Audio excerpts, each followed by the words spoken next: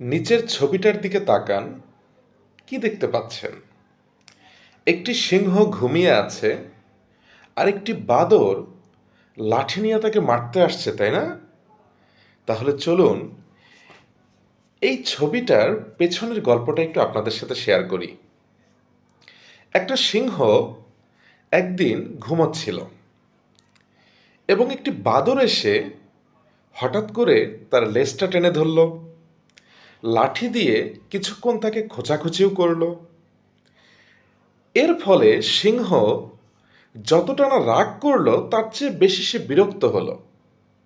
শুধু তাই নয়, বানর যাওয়ার সময় সিংহকে ভেঙচি কেটে লাফাতে লাফাতে সেখান থেকে চলে গেল।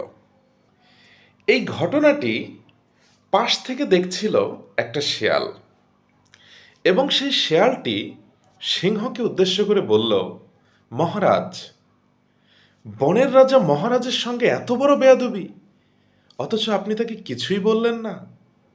ব্যাপারটা কি বলুন তো?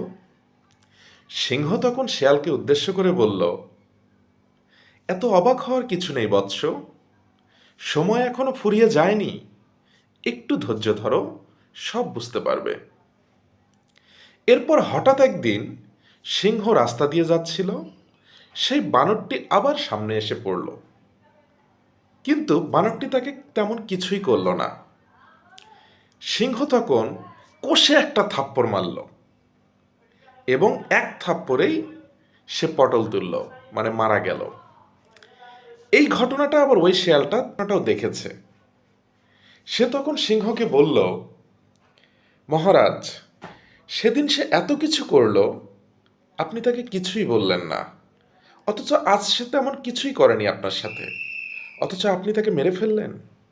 তখন সিংহ বলল, দিস ইজ পলিটিক্স, এটাই হলো রাজনীতি।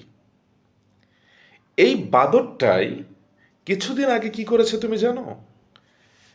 একটা হায়নাকে কাতুকুতু দিয়েছে, একটা হাতির সুর ধরে দুলেছে, একটা বাঘের পিঠে চড়ে নাচানাচি করেছে, এবং সবাইকে কি বলে বেরিয়েছে জানো? বনের রাজাকেই মানি না, তুমি কে হে? কিন্তু সেদিন যদি আমি তাকে অতটুকু অন্যায়ের জন্য মেরে ফেলতাম, সবাই এসে আমাকে কি বলতো? উল্টা সবাই আমাকে দোষারোপ করত। কি বলতো জানো? বলতো, রাজা হয়ে ক্ষমতার অপব্যবহার করেছেন। অথচ আজ যে তাকে আমি মেরে ফেললাম, একটু পরে বনের সবাই এসে আমাকে থ্যাংক ইউ বলবে। এই জন্যই এটি সার কথা